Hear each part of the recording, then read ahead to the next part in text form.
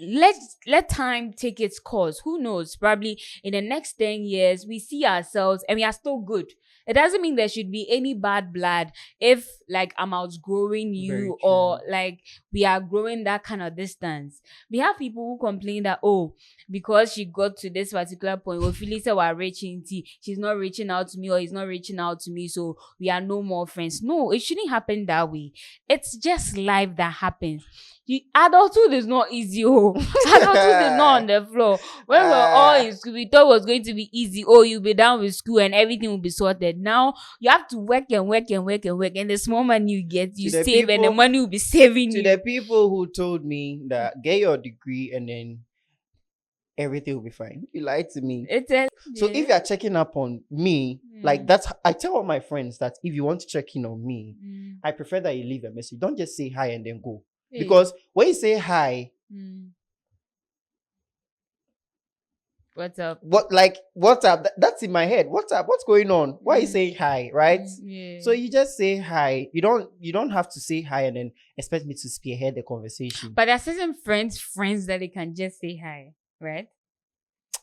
I mean, that one is still too hard. Me. I mean, you and I, we don't do hi. We're always like, hi, Chris. This. So that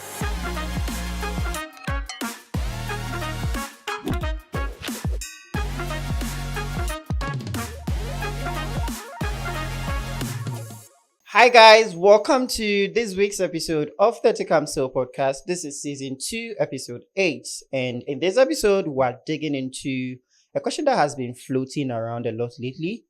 That's our friendships becoming more transactional. But then before we get into this conversation, my name is the.nativeson and I am doing this with my most intelligent, most smart and beautiful partner, Awurabena. Yes, let's get into the conversation right from. But before that, I mean, before you even get into the conversation, over the weekend, the Nativeson won the Edinkra Poetry Prize, guys. My shoulders, guys.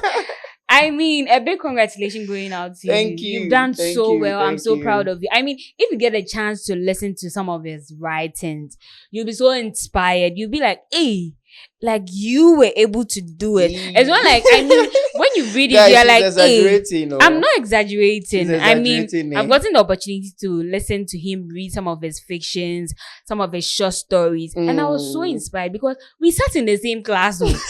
We sat in the same class. So how were you able to come up with all this? I'm like, wow. Yeah. I mean, but personally, I can't wait for the world to see your writings, to see your work. Thank you so much. For I it also to can't be wait personally celebrated. for people to read the works that, I mean, I plan to put out there. I want to write myself in history, put out a legacy that, you know, be a footprint for people to, you know, follow. I mean, people have trod the path and then I'm also following suit. So it's better if we, you know, also leave some traces of ourselves in there for the new generation to follow. But I mean, some of your poems are even being studied by students in KNUST, so you're ready. Are we reading my autobiography or we are coming to discuss? I mean, it's all about you, but how was it feeling like when they mentioned your name that you won? It was surprising and it was a lot of emotions at the same time. I was excited, I was surprised, and I was in disbelief. That's the thing, because there are amazing people that made it to the finalists. Yeah. If I should go through the finalists, there are amazing people,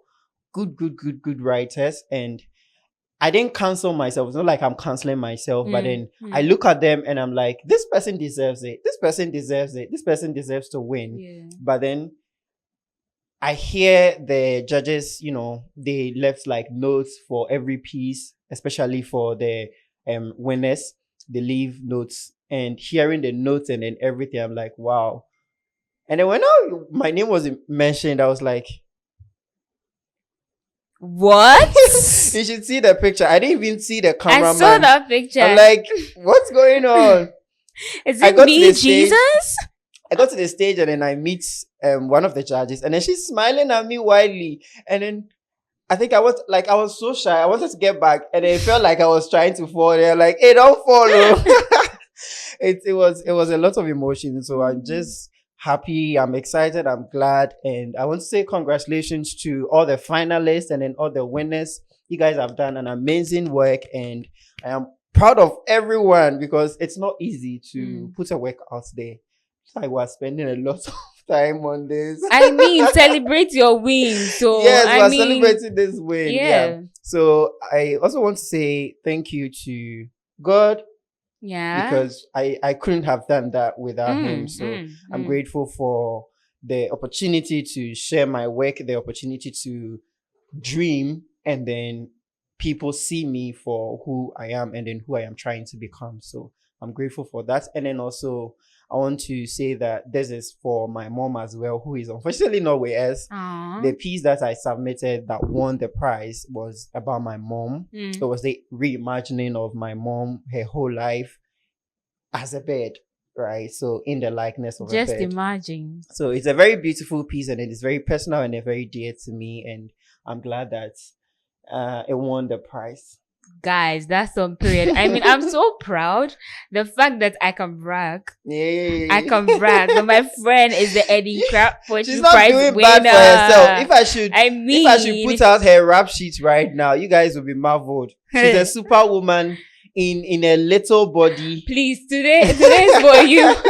Today is for you. Don't make it about me. Well. No. We're actually celebrating you. So. I mean, I also cannot say thank you enough to you because you have been my partner all this while, and you give me the opportunity to dream, to have my solitude. I mean, the writing process is like, I prefer my solitude when I'm writing, and it takes a lot of research, a lot of seclusion, like removing yourself from like a lot of noise. That's for me. People can write in noisy places, but then I can't. So there are days where I will be off, my energy is not there, but then this lady over here, she brings all the energy, the excitement. She gives me space to do my work and then dream. And then I'm grateful to you. Like, I mean, you have been championing our cause for the whole time. You have been the foundation. I mean, sometimes I tap in your energy and then I survive. Really? You are a superwoman. I'm the joy giver, But then I'm the favorite. She has already said that. So. No. I am the favorite. Yeah. But sometimes like I can be really down. Yeah. But still, you just have to smile for the camera because that's how we do it. I mean, Beyonce will say on the days that you don't, till you make it. If you are not excited, if you are not happy, Charlie, smile. Because there will be a day where the smile will actually come. So take them so. Whatever you're feeling, take them so. It could be, okay? So, yes, just like that, we're zooming into the conversation about friendships becoming transactional. Do people that you feel are your friends show up only when they need something from you, or is the relationship one-sided? What's your take on that? Let's dive into your personal space, your personal friendships. How has your friendship evolved over time, and then how is it working for you? Personally, I believe that friendship is give and take. Every relationship is a two-way affair. You are giving, I'm receiving, and I'm giving back. In marriages, in relationships, in friendship, it's a two-way affair. You give me, I give you. So probably it might not be money, but you're giving me attention, and I'm giving you a listening ear. You are giving me your space, and I'm giving you something. It's always going to be transactional. So it depends on the type of friendship it is. There are certain friendships that probably I know that, this type of friend, when I need money, I know I'm going to go to this person because this person will be able. Bank. Exactly. I mean, those with rich friends. I know that this person will be able to provide. My financial woman be that. I beg you. I know rich. Why you canceling yourself? I know rich. She's lying, guys. She doesn't want you to be asking her for money. Ask her for money. She has a lot of money. Don't come into my DM. I don't have anything. So yes, there are certain friends that you can go to them for money because they can provide. probably you might not be able to give them back the money when they need you to give it to them, but you'll be able to give them a listening ear when they are stressed, when they are depressed. And that's transactional. You are giving something, he's also giving something back, Very or true. she is also giving something back. There are certain friends that, you go out with them. So when you want to go out, when you want to have fun, you go out and spend time with them. Do you get? So it's a give and take affair, regardless of whatever you're giving or whatever you're receiving. I believe friendship is transactional. Just that if you feel like you find yourself in a friendship that is not favoring you, where it's one-sided, because I believe even in marriages, even in like romantic relationships, if it becomes one-sided, then there's a problem where the man or the woman is complaining that I'm always the person giving, I'm always the person doing this. Why am I always the person doing that, and you are not doing anything? So in everything, it's transactional. Do you get? I think I agree with you. Friendship has always been transactional. Yeah. Like you said, it's always a give and take affair. Mm. But then I also want to understand that, has it always been that way and then we haven't called it out yet? Or is a recent trend that the expectation on friendship where people enter into friendships solely for the payoffs and then not for the actual presence that they give, right? There is friendship where I actually want to understand this. Do you think that there can be friendships where there are no expectations and then there are no give and take, and then there is a friendship that can actually coexist like that? I think what I would say is before, we didn't really put labels on friendship. We would be like, oh, that's my friend. Oh, that's my friend. Oh, that's my friend. So it's like we put everything in one box that, oh, that's my friend. But now I feel like it's best you segregate friendship so that you understand how this person can help me at this particular time and how I'm going to help this person at this particular time. Because I believe that we have friends that you can have them when you want to have fun. We have friends that in your field, you are a writer. I'm sure you have people that when you want them to read your works, you go out to them. Yeah, they are very those true. particular people you want them to read your work and give you feedback. Before, let me not cut you. I'm sorry. I think over the weekend something happened. One of the finalists for, and then the first prize. What am I saying? The first runner-up, right? Yeah. Her name is Edinam Yao, and she's my writing buddy. She's my friend. Yeah. And we spend time a lot virtually. We exchange opportunities. We exchange ideas. We're even writing buddies where we spend time over the weekend and then we write. We tell each other what we're writing. And we were excited when we won the prize. Yeah. And I also have friendship with Mimi, where Mimi is like, if you know the relationship me and Mimi have, it's like what this, right? So I called Edinam bestie. Yes. Bestie, because that's what we've been calling each other. other. That's our endearment. Yeah. And I don't call Mimi bestie. Yeah. I call her by her name, right? Yeah. But then the affection that I have for her, right? If you should see us in action, like she see us in our elements, you know that we are best friends, we are good friends. So we don't need to explain to you that Mimi is my best friend. Yeah. So it's like Mimi comes and it's like, oh, bestie. Yeah. Bestie, like, is that how it is? Yeah.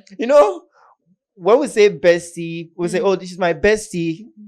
People automatically assume that your friend, like, he's your only best friend, right? You can have a lot of But I feel like besties. we put certain titles to certain things that makes us put people in a box. Yeah. Do you get? So if you say she's your bestie, then who am I? Yes, exactly. Do you get? So if I was there, I would have also said, okay, then who am I? Very Do true. you get? Very And true. Issa will also say, then who am I? Yes, Do you exactly. get? Issa will also say, who am I, right? Yeah, so yeah. I'm like, I have, like how you said, the segregation. Yeah. Knowing what and then when. Mm. I have this tendency to separate my friendships, my relationship with people, where if I am with you, I give you my 100% attention. Where you might, I don't know, you might think that you're the only person that matters to me in the world. Like, and then that's how I want it to be. I want to be present, right?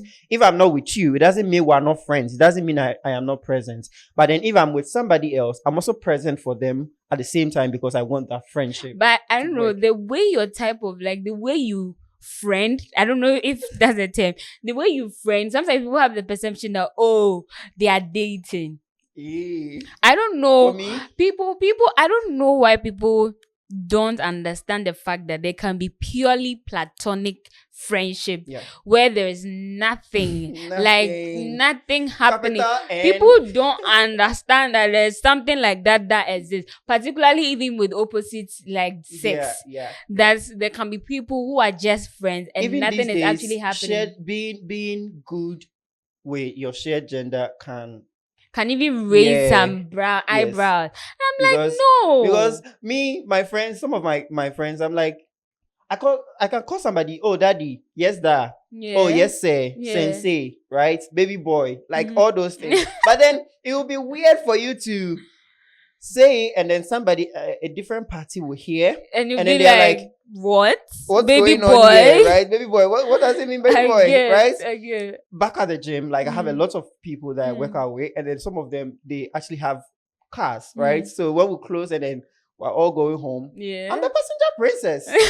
And then there's a fact, right? So even at the gym, you say, oh, princess, come here, like, princess, let's go, right? If you don't know how our friendship is like, you like, what's going on? So I think that it's very, very essential to know how to navigate your friendships, because if you don't draw boundaries, if you don't know that, oh, these are my friends when it comes to this, these are my friends when it comes to, these are the people that I tend to when it comes to this, you always confuse who needs to be doing this or what you need to be doing for others. Exactly. So you have to define that particular friendship. Oh, this person is my work friend.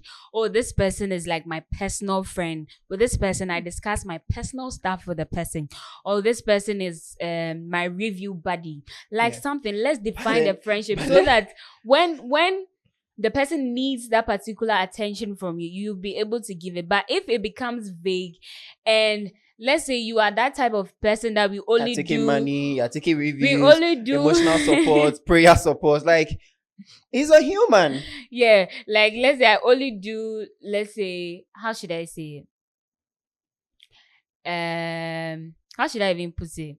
Let's say there's this particular friend that's a work friend, and I'm not really... Wait, you have a work friend? Yeah, I have That's friends. what I was trying to say. That have you realized that people say that, you know, your work colleagues are not your friend? Oh, they say that though, but I feel like I have a friend at work. Yeah, that's very true. I have a friend at work, my madam. Yes. So probably you know that to the person, we are work friends, and probably something happens and the person was expecting you to tell him or her because the person knows I'm your friend.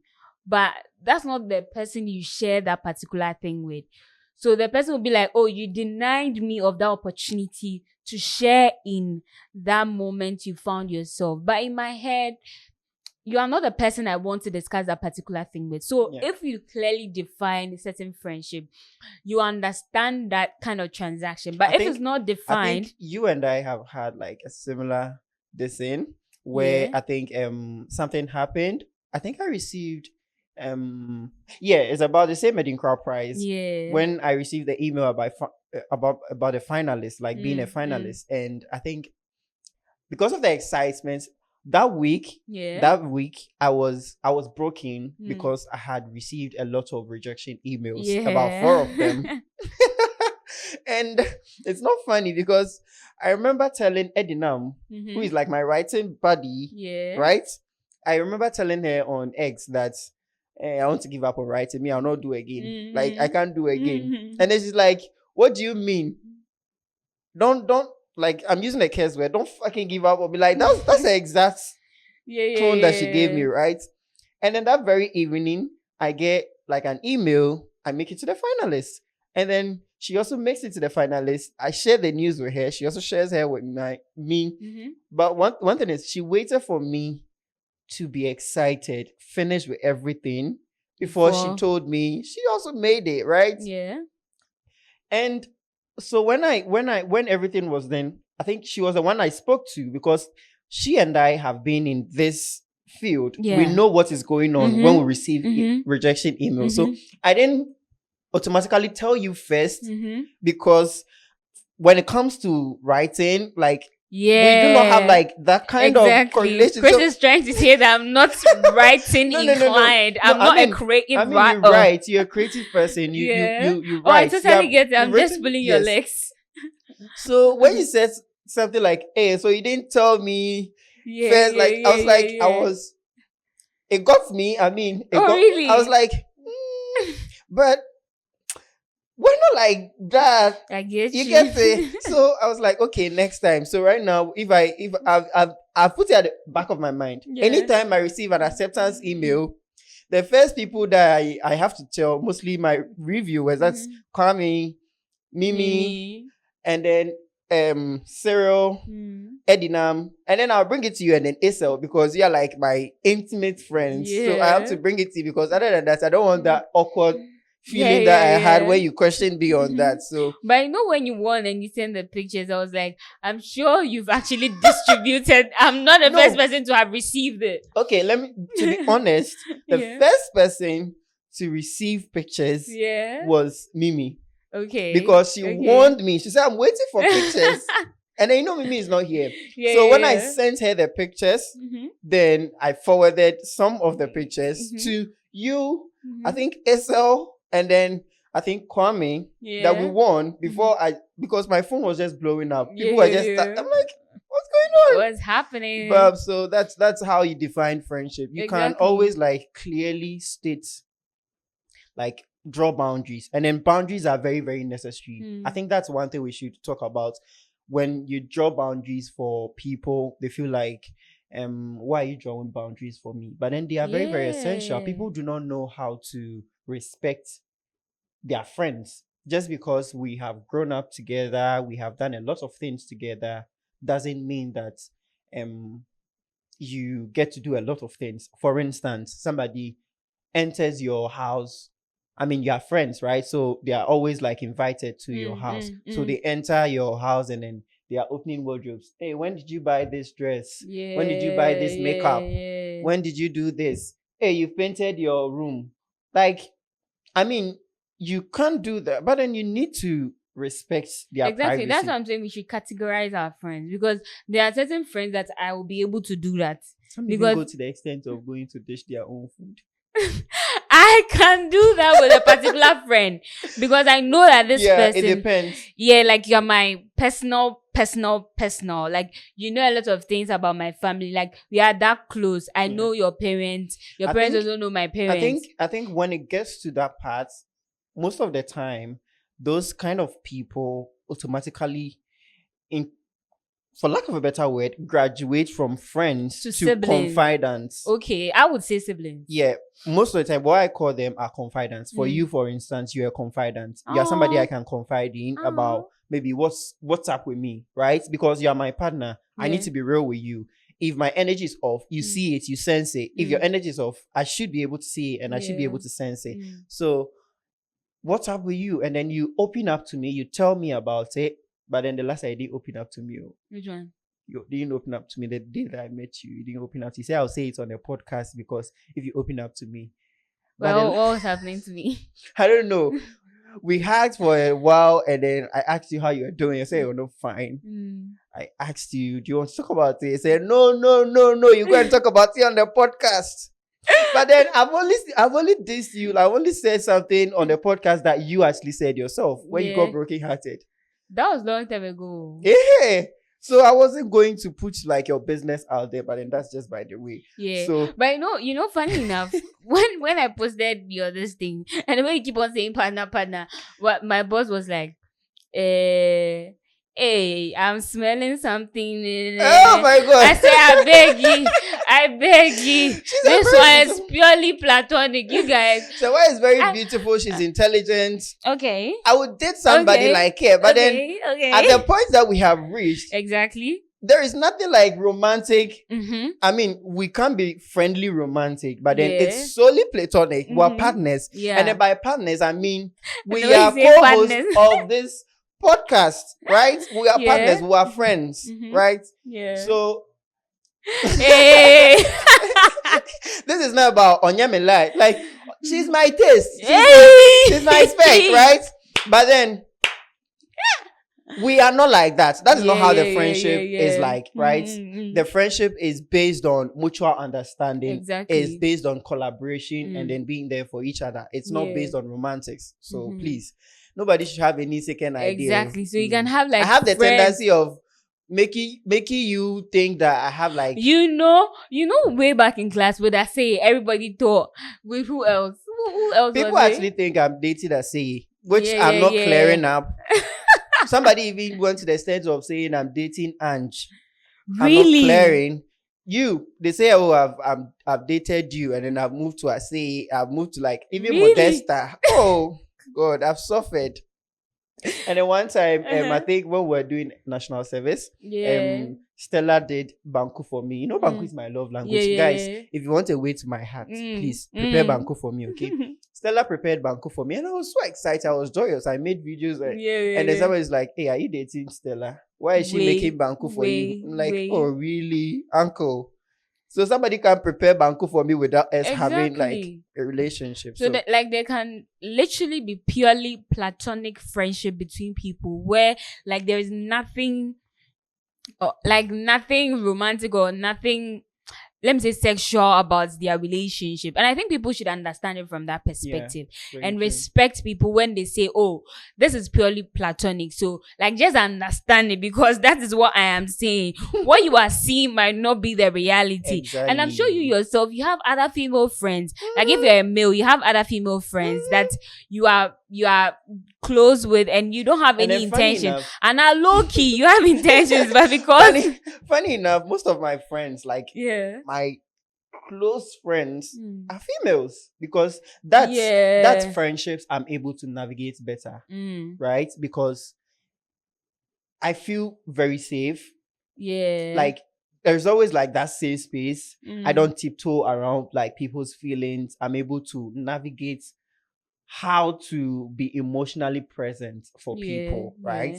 So I have like better relationships when it comes to my female friends. I'm not saying I don't have a better relationship with guys. I do, but then the percentage, if we're looking at the percentage, let me say I have like 70% when it comes to women and then 30% when it comes to men. Yeah. And then also I want us to look at how you navigate imbalance in friendship when you feel like you and somebody are growing apart. Yeah. And if you feel like the friendship has become one-sided or you are growing apart, how do you navigate that kind of feeling? I think that sometimes it's not every friendship that you need to force it to work. There are certain friendships that it gets to a point your beliefs are not really aligning.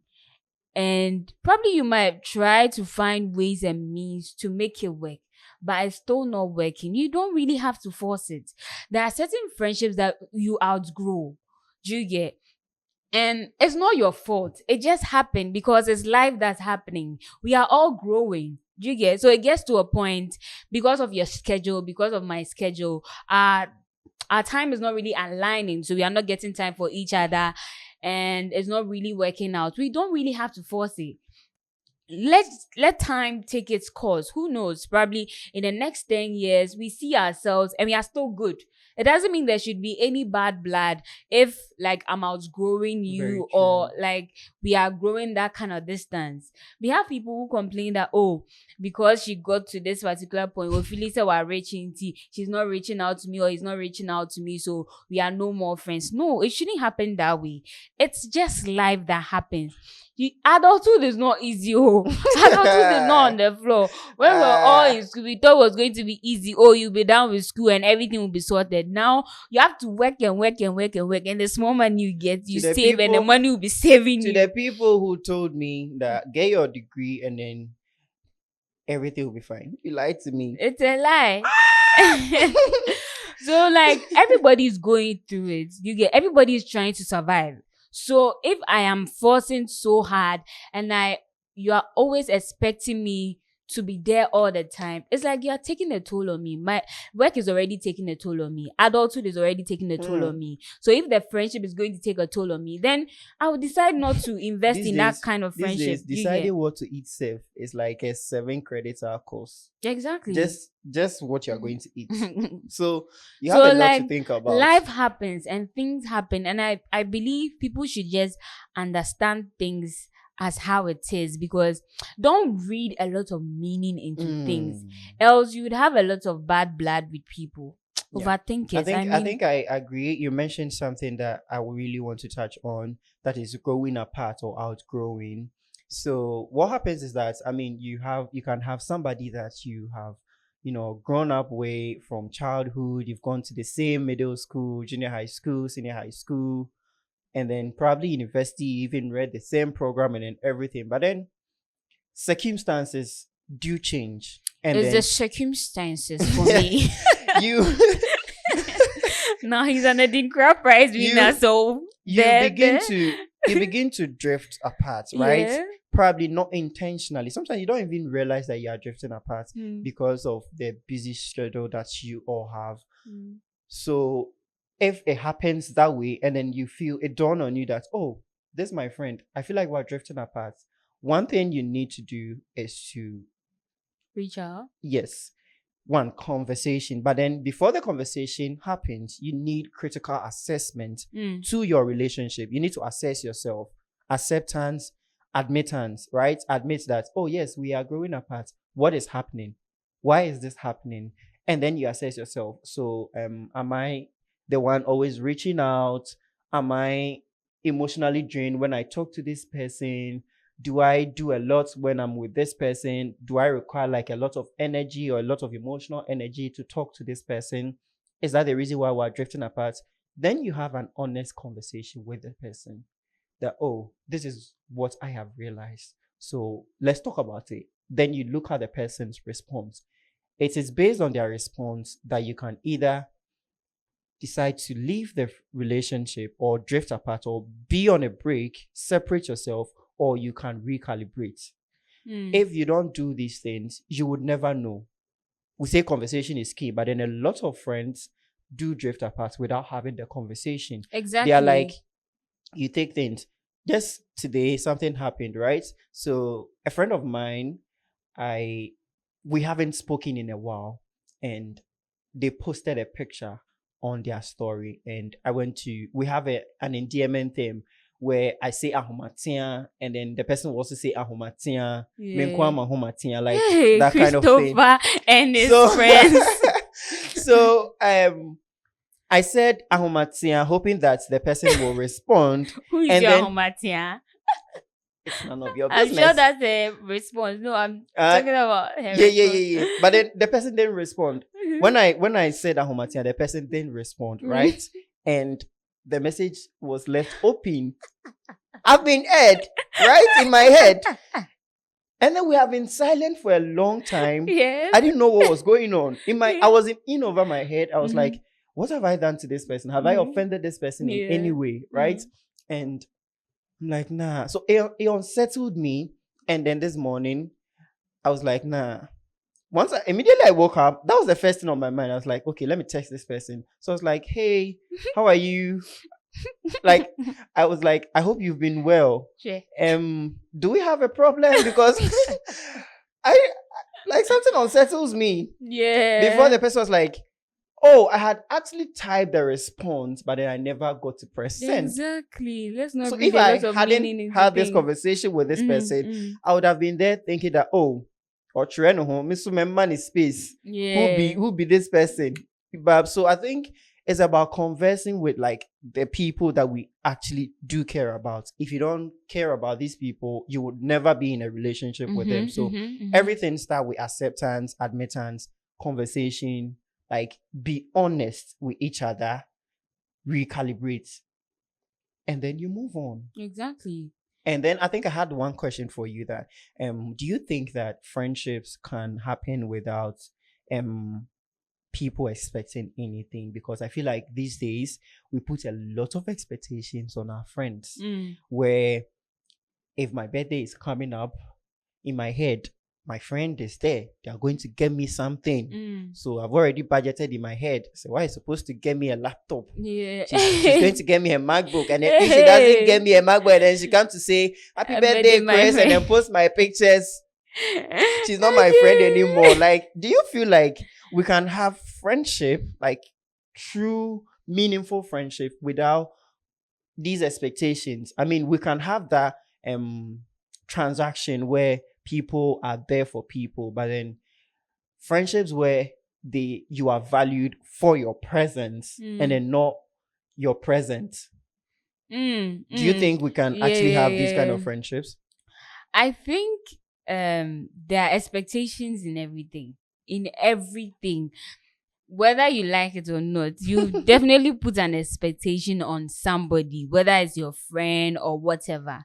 But what we mostly say is like lower your expectations. Do you get?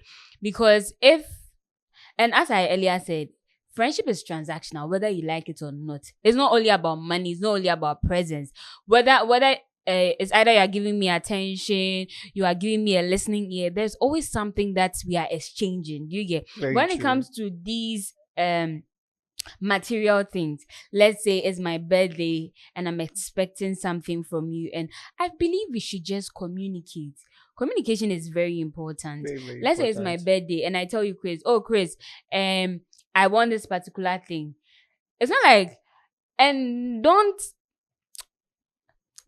like force it when I'm a pen to give it to me. Yeah. The person is not your father, the person is not your mother. People already have wish lists. I mean, it's a wish do list. it for me. If you're my friend and you see it and you'll be able to buy this, that's fine. But if you cannot buy it, why should I press it on you that you should do it for me? I earlier said that we should bracket all our friends. I have this particular friend that, on birthdays I get you this. On my birthday I would definitely expect that you get me something. That prompts but probably the question. There's a friend that's, happy birthday, I know you are doing wonderful and I wish you all the best. That's enough for the person, because that's what we do on a daily basis. And I don't expect you to buy me something on my birthday because I wished you. But if I got you something and I did something beautiful for you, low key, I'll be expecting that you also do that to me. Do you get? But it's all boils down to communication. If probably on my birthday you are not able to give me anything and you tell me that, I'll make it up to you, I'm okay with it, and I think people should be okay with that. Okay. That brings the question. Do you think that birthday wish lists are necessary, or they are just social media influence, or a trend that needs to be abolished? One is a social media thing that came, because at first there was nothing like birthday wish list. It's through the social media, the new media, that right now we see birthday wish list. But I don't see anything wrong with it. It's something I wish to have, because on your birthday, people would want to get you something. Probably they wouldn't know what to get you. They see your wish list. It's not compulsory to get her everything on her wish list. Sometimes people put their wish list in order of preference. Do you get? There can be slippers. Abraham Maslow theory of needs. Exactly. There can be a slippers there. There can be a laptop there. Based on your budget, you get the person what you can get the person. You get. It's not compulsory to get the person the one at the top. You get. So I believe that these things guide us to know what people want, because probably on my birthday you gave me this particular thing and I didn't really want it. You get. But I wanted this particular thing. Missy can't mean talk. Into my birthday, I'm putting it out there. If you can get it for me, I'll be so excited. Very so true. people can actually get you what you actually want based on the wish list. But it's not compulsory, say get the top one or get the I think I also like the whole idea of the birthday wish list, because when you are trying to give somebody a gift, it can be hard. Yes, it can be very, very hard, knowing what they actually need. Yes. Right? You might see something and then think, this is very pretty. This is very nice. If this person has it, it will be good for them, right? But then they might not need it. Exactly. Or they even have it. Or they have like in abundance, right? Yes. So for you not to bombard them with things that they can't be, in quotes, grateful for, Mm-hmm. you need to see their wish list. Exactly. So when you see the wish list and then you cut your coat according to your size. Yeah. Cut your coat. But then sometimes Mm-hmm. some of these birthday wish lists, they are outrageous. That is what the person wants. No, listen. I'm not canceling in on those people, or I'm Yeah. not canceling in on the whole idea. But then you should also be reasonable as a celebrant.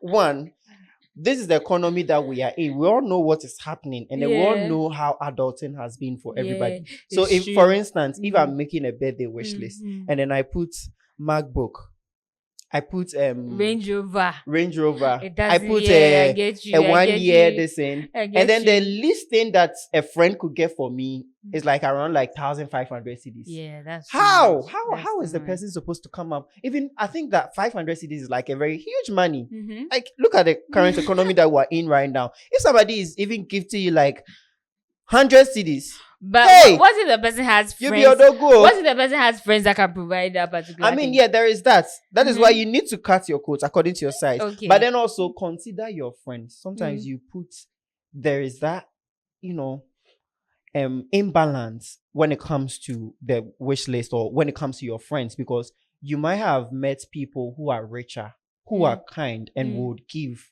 to you. But then you also have friends who are also struggling financially, right? So if you put up these wish lists up there and then they go through it and then they realize that the only thing they can offer you is the prayers at the last. And that's part. two parts of the wish list. No. Listen, it's a different thing to be in the shoes of the celebrant and then you expect people to pray for you. You know, people will actually say that, oh, there be a birthday, oh, bonfire, mommy. And that is what I can give you. That's what I can give you. You don't know how my prayers work for you. You have no idea. Prayers do work. I don't underestimate prayers at all. But then the feeling is awkward when you're unable to gift somebody on their like special day. Yeah. It is very, very awkward.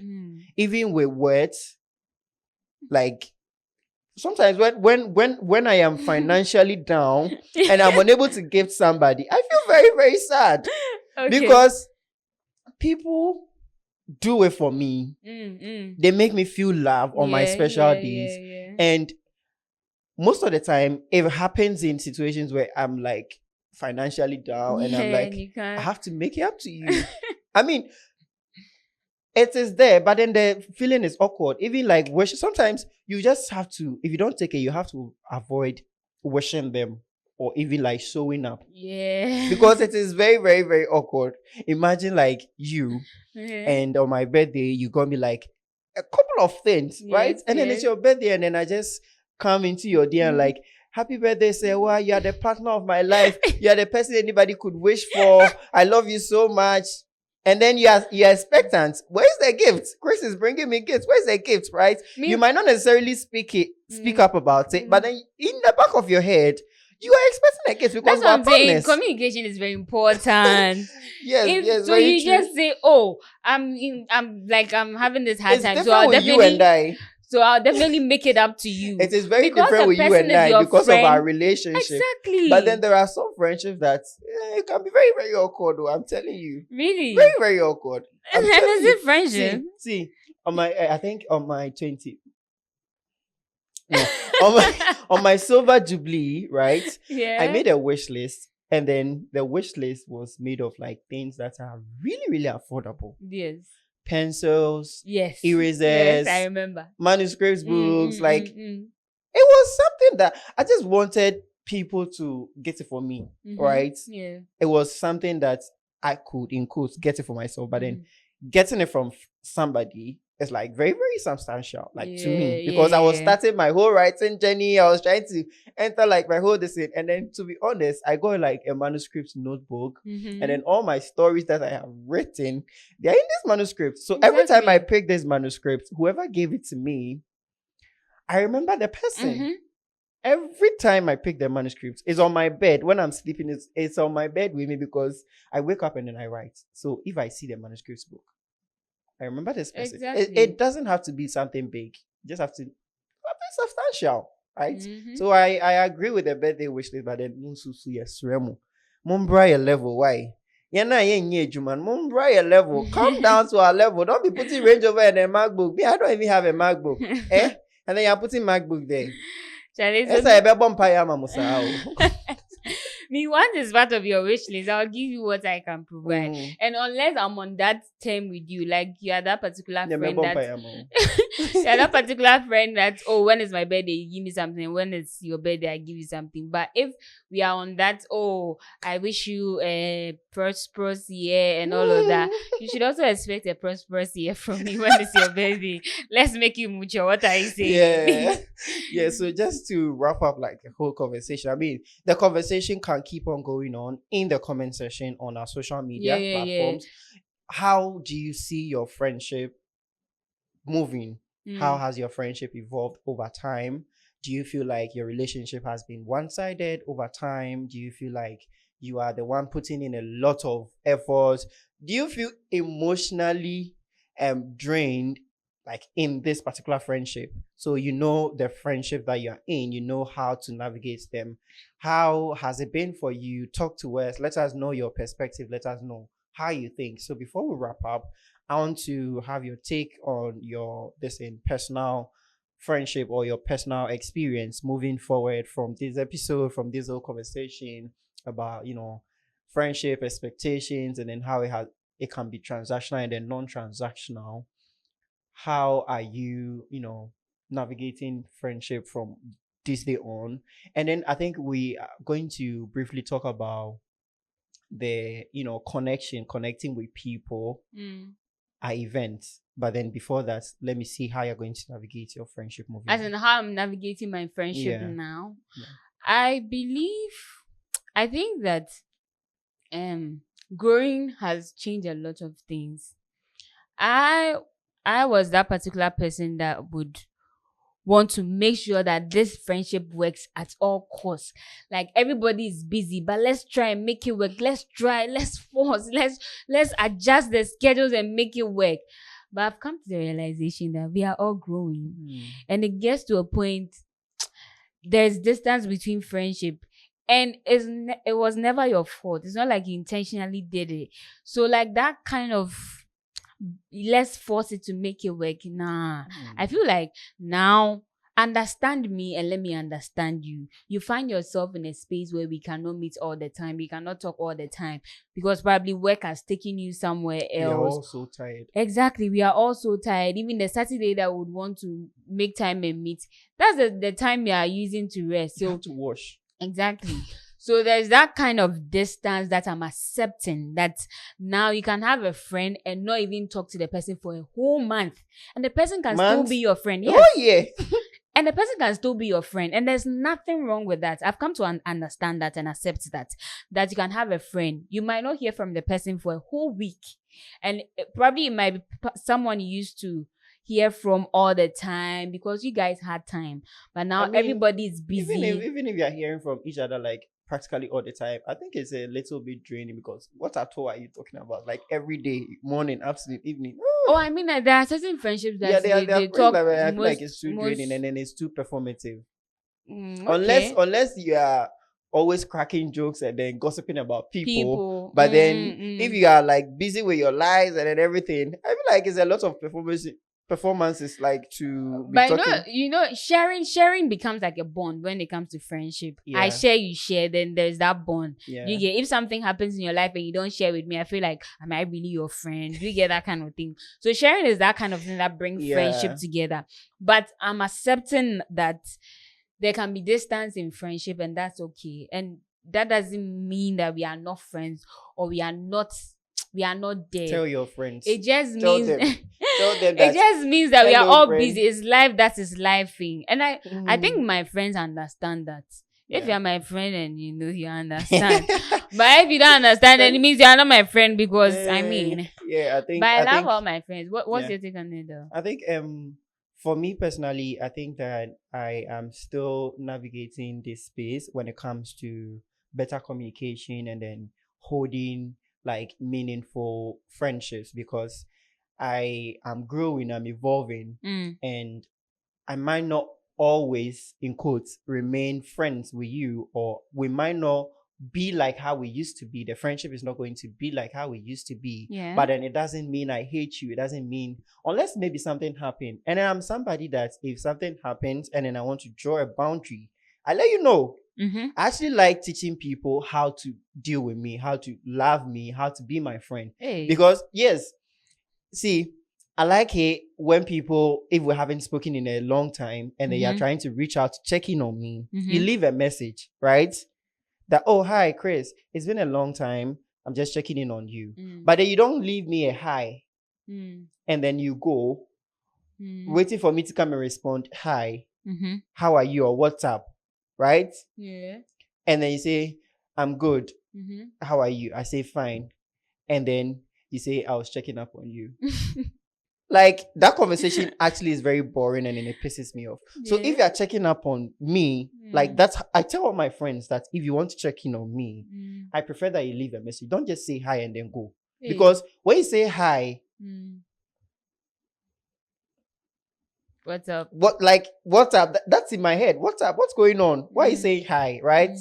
So you just say hi. You don't have to say hi and then expect me to spearhead the conversation. But there are certain friends that they can just say hi, right? I mean, that one is still too hard. Me. I mean, you and I, we don't do hi. We're always like, hi, Chris. This. So that even if the person is away, they come and then they see their message and they know why you are texting. When they know that this is urgent. I need to respond to this. But then you say hi. Me, I will say, like, if I open WhatsApp right now, I have a whole backlog of conversation that is hi. Some of you like strangers. Somebody meets you, wants to connect, takes your contact, and then the person says hi. The person doesn't say anything. Me, that hi. You have to come and add whatever you have to add before I will respond. Because it's not like I'm being the same. But then that's how I'm teaching people to communicate with me. And then it's actually a very good communication skills. Exactly. There are certain situations that you can make exemptions, right? Where you go like WhatsApp. WhatsApp doesn't necessarily mean how are you? WhatsApp means why are you texting me? I feel like so this basic knowledge everybody should know. When you say WhatsApp, people are like, cool. Ade. You did where? You did where? What's up? What is up with you? Yeah. Right? Why are you texting me? Then you go like, oh, I'm checking in on you. Hey. How are you? But then somebody asks you what's like cool. What is cool? What is cool? My friend. So I think what I am doing these days is like I am trying to be more conversational. Usually I am very scared when it comes to friendships because I mean, I like my solitude a lot. I tell a lot of people. I like being in my space, my personal space a lot. So if I am making new friends, or if somebody new comes into like my life, and it's like, you know, the beginning of friendships where you can spend time talking, you want to learn about each other, like that is not me. If I meet you here, that is where we're kicking off. As we move on, I will get to learn a lot of things about you, right? What you like, what you dislike. But then you meet somebody and then, what is your name? Who gave birth to you? Where are you from? What school did you go to? No! I'm not coming to do myself with you. We're not coming to do myself. I stopped writing myself in SHS because my English teacher was always making us write myself. I stopped writing myself in SHS. So I'm not coming to do myself with you. We should pick up from where we have met. Right? And then if the friendship moves on, we will have a lot of time to figure out our past. So you're talking about like connecting with new people, right? Yes, when you're connecting with new people. When you're connecting with new people, you don't need to go and ask for their autobiography, like their old thing. It's in the past. But personally, you know, it's hard for me to bring people very close, like strangers or like people I don't really know. That's exactly into my I'm that like it's very close ended. Like I know a lot of people, but I can't classify some people as my friends. Like, oh, I work with this person, but we are not really friends. I just have like a very close kind of circle.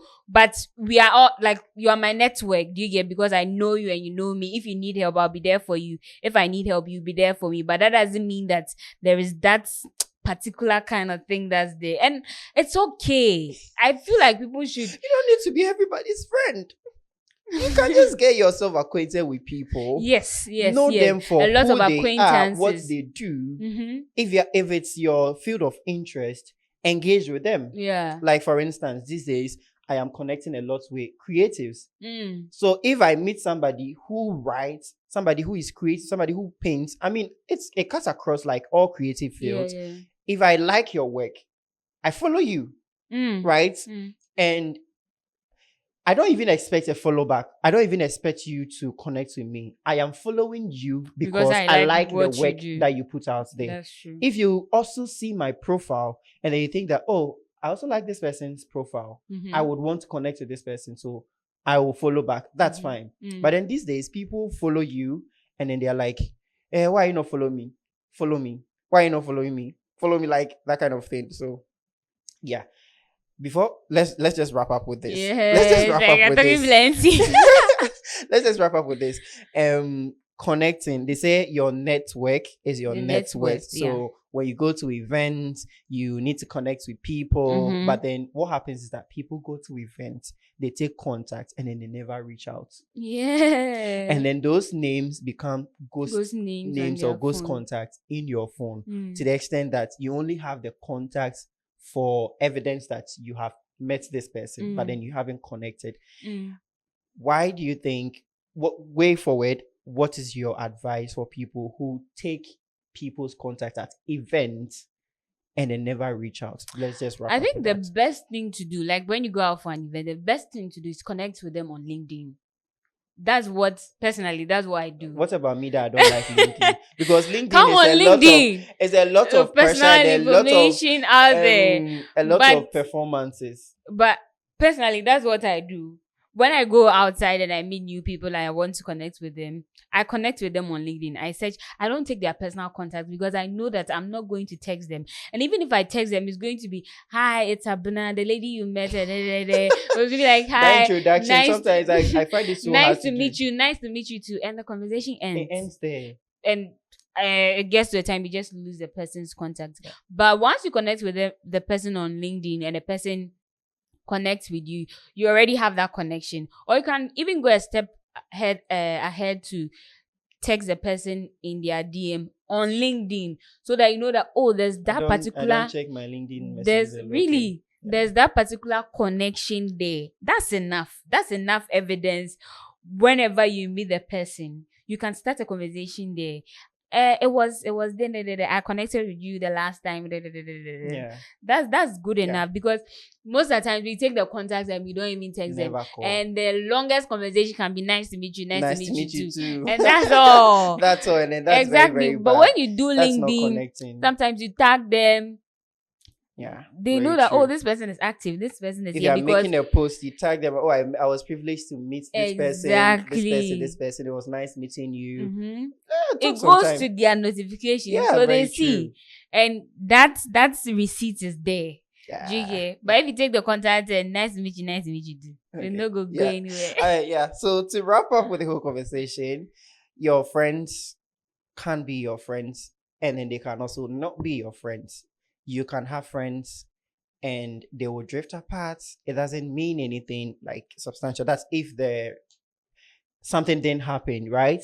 You can fall out, and then that is totally fine. It is healthy. It's about protecting yourself, protecting each other's mental space and then mental health. So if your friendships are drifting apart, have that conversation, and then recalibrate or remove yourself, right? Yeah. Because you need to be in a space that is helpful for you.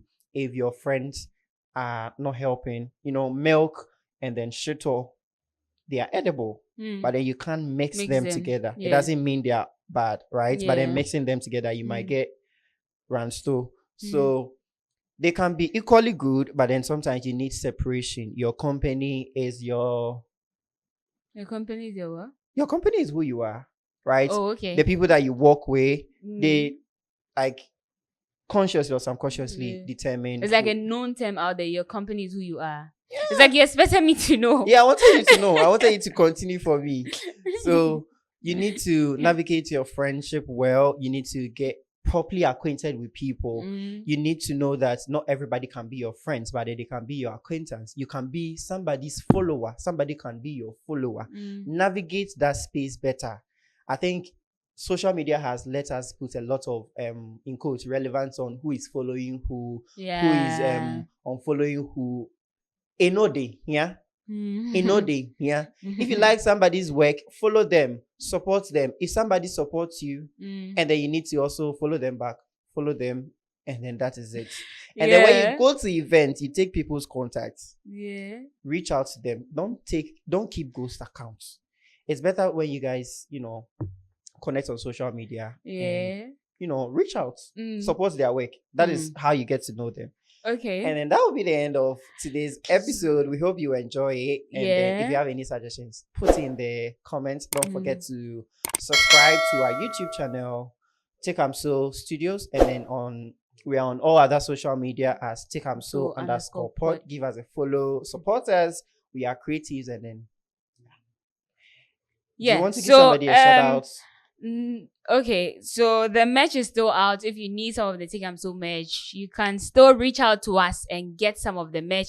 Support the podcast, and we are so grateful so far for the subscribers, the followership, but keep on supporting us. And that's it for today's Just a quick episode. shout out. I want to give a quick shout out to Nanama Obinble. She's currently undertaking the Flow project, which is a project that is focusing on menstrual flow for women or ladies in rural and in urban areas, places where there aren't enough education. So I want to commend you for your bravery and then your initiative.